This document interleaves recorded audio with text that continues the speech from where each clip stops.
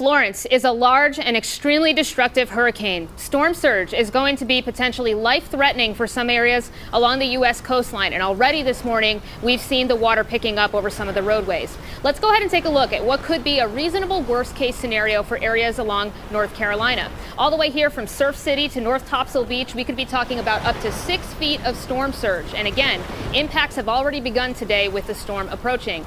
Even inland, it's not just going to be a coastal event here. Areas along rivers like the Tar River here in the Greenville and Simpson area, we could be talking about 6 to potentially 9 feet of storm surge, given how that high tide comes in with that storm.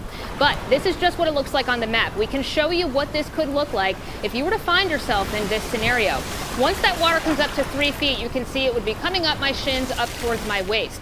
This could be enough to knock you off your feet. It could even float some cars that could be parked on the side of the roadway. This is extremely dangerous, but once we get up into that 6-foot range, look at how high this water goes. Winds pick everything up. Cars would be floating at this point. This water's over my head. I wouldn't be able to stand here, even withstand the force of the water coming in. There might even be dangers like chemicals and exposed power lines lurking in the waters. But once we get to that 9-foot range, this is an absolute life-threatening scenario. This water is through the first floor of your home into the second. You can see there's fish floating around in here. This is an extremely dangerous and life-threatening situation. So if you find yourself here, please get out. If you're told to go, you need to go. Listen to those local officials and make sure you heed the advice if told to do so.